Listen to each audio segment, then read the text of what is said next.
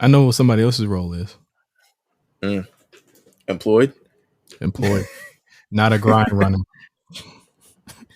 He didn't run. He could have been, but he didn't run. Biggest surprise of the year? He ran. I mean, he ran a little bit, but he didn't like run away. He ran to paternity. Of course, we're talking about Johnny Gargano showing up this week on Raw in Toronto at Scotiabank Center. Biggest surprise of the year? Of the year, I got to think about the year now. I don't know if it's the biggest surprise of the year, but that's because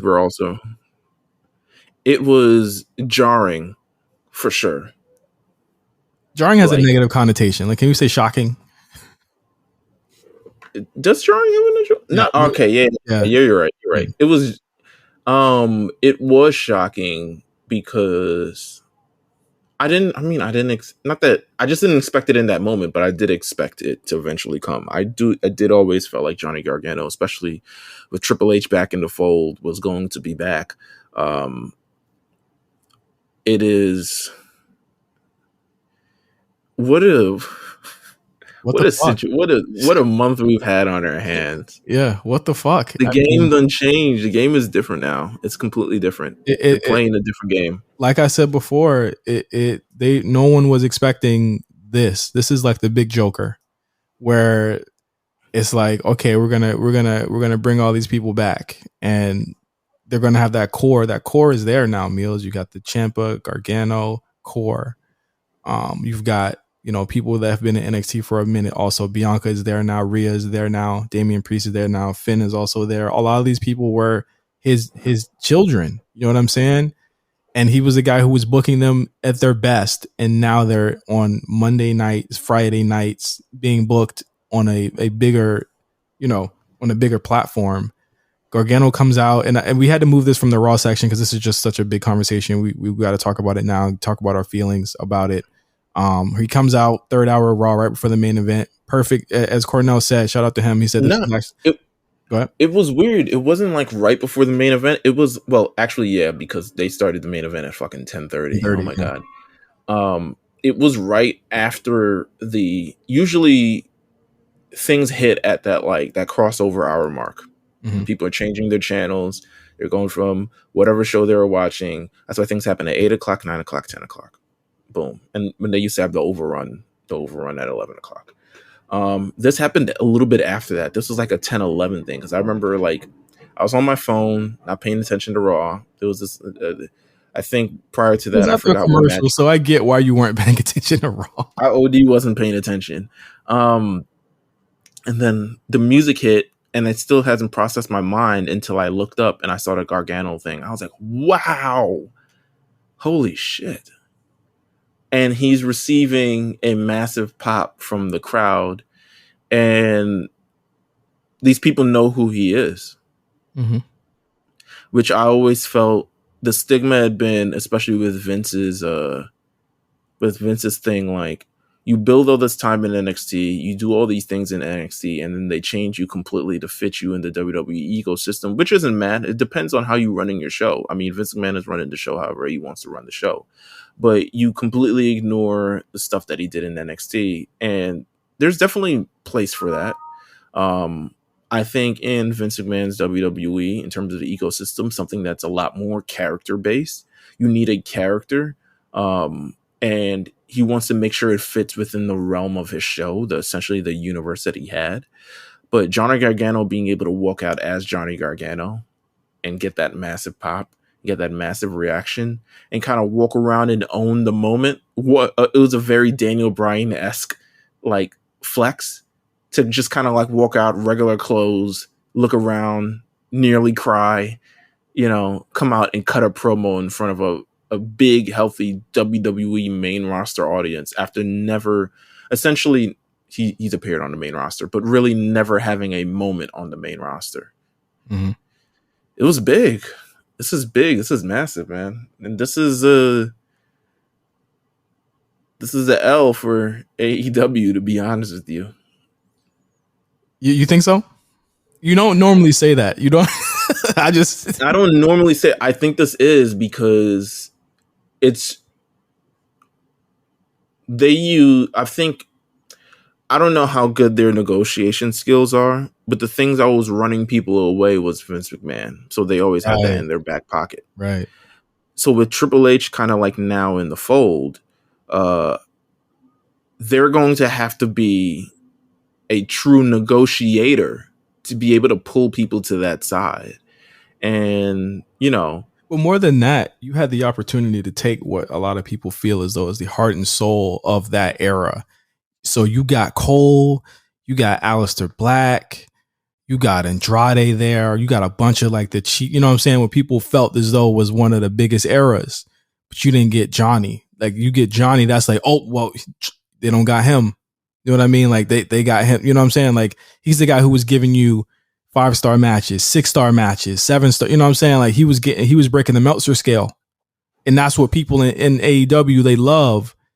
But what they people, would have loved that. He would have. I mean, I think Tony would have loved to have Johnny Gargano just based on the work rate itself, beyond being the heart and soul of NXT, which I think it would have been, great as well. Because I think when he brought Adam Cole in, he was like, "This is the guy I've always wanted. If there was any threat to us on Wednesday night, it was this guy." Well, I think Johnny Gargano is a large part of that as well, as just being a very malleable competitor and being able to kind of really do anything on that show. Now, I always thought it would be weird if he went to AEW because I'm like, nigga, you got friends over there? Like, people? we've like, been saying this. We've been saying this for a long time. I mean, we have been saying that we didn't think he would leave. I didn't think, if there was a good enough reason for him to stay, he would have stayed. But I didn't feel like there was enough of a strong reason to go over there. I always felt like, and I felt this with Adam Cole too, just try it out, nigga. Yeah. Just try it out. Yeah, just try it, bro. Just try it. You never know what's gonna happen unless you do. And you know what's gonna happen if you move over there. Yeah, like you know what you're gonna get there, but it's like you got to think that Johnny Gargano there tips the scales in terms of, in my opinion, if they choose to go this route, Meelz, you've got a Daniel Bryan level babyface that you can get over there. You've got, to me, while I was shaky on the heel side of him at first, when he became that narcissistic kind of goofy type heel on NXT before, during his last run, that worked for me. And the thing is that we got to see him developmental. He got to develop into a better talker who carried that over into his promo on Monday, which I rather enjoyed as well, which felt heartfelt and felt like it was not written. It felt like it was actually something that he wanted to say.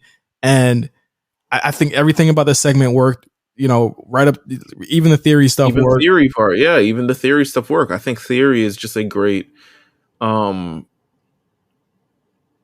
was a great touch. It's like referencing the past, obviously, but you have Theory, who's also developed in the last 9 months that he's been gone, developed into a full-blown actual WWE notable star.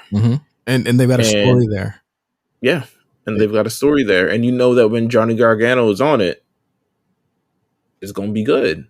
Yeah, this is really, to me, you could say, oh, Bray will tip the scales, or some other people tip the scales if they come back. Like, Johnny tips the scales because you've got someone who can immediately give you great matches, in the same way that I felt as though Sammy was years ago too. And I don't feel like they actually ever utilized him to that way. And he got hurt too a lot. But like, Johnny can give you can get Johnny and Riddle. You can get Johnny and Seth Rollins. You can get Johnny and AJ Styles, which I think we've never seen before.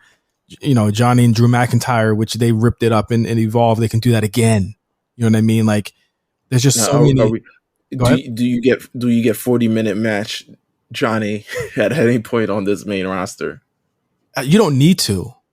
You know what I mean? And I think Triple H has been very careful to not do that, right? So I would imagine you only get that maybe on Manias.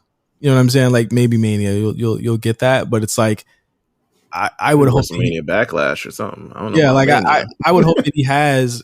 I mean, look at what he had Edge out there, allowing Edge to do yesterday. You know what I'm saying? Like he it's working to me as far as the mix of action and storytelling. It really is working to me. And Johnny Gargano, he's right there. He's the guy. Like, can you believe this, Like, Triple H and HBK are running the company. They're running the future of the company. Amen. this Khaled album coming out called God Did. Uh huh. You might have to check it out. Gargano did. Listen, man, it's good to see Johnny Gargano back on Raw. Looks good, It man. is. Looks good. It is. It is, man. Someone check Adam Cole's post. Like, seriously, because They were mad at you for that one. I mean, they're gonna have to be. But at this point, here's the thing. You can't be mad anymore. Yeah, you can't. you Like, there's too much. Yeah, there's too much evidence in support of this thing. Like, I think when I posted what I posted in January, which was like, damn, this Adam Cole shit is sad. It was a lot more contention. You can't contend again. Like, what are you going to tell me right now? Or that happened in the last year? Because it's almost a year since you've been there. What are you going to tell me that happened in the last year that corroborates that this was a better decision than just staying put? He ain't won nothing. For video games and his girlfriend, which he would have had anyway. gotta love Gulak saying, "Hey, I'm streaming again. Thanks, Triple H." That had to be a shot. I don't know. Had to be. It's a light tap. Stay low and build, man. Stay fucking low and build. That's what they doing, man. Stay fucking low. And you need to find a lawyer to figure out how to get him out that contract. It's not that I do not hate Adam Cole. I just think that was a very poor decision that was made. And honestly, I'm trying to find ways to stop reminding him about it. But when his contemporaries show up and thriving and living in Teslas and all these other things, it's hard. I'm sure Triple H, I'm sure Johnny Gargano, they had their phone call thing. It was like, yo, let's iron out this main roster contract. And he could have given the standard main roster contract. But he's like, you know what? I know you. I'm with the big thing. Yeah, man. I'm gonna give you a little more because I know what you can do. Like, you're my guy. You're gonna be me and you. We're gonna be here. And I really listen. None of that could have happened. Fine. But what did happen is that Adam Cole went over there, and I haven't seen Adam Cole. Adam Cole turned on his friends, and we haven't seen him in weeks. He's hurt. I don't know why they did that. Why did they do that? Did he get hurt again in the middle of it? Like, what's going on? Did he fly back to Oz? What's going on? He better get his CM Punk. Hey, man.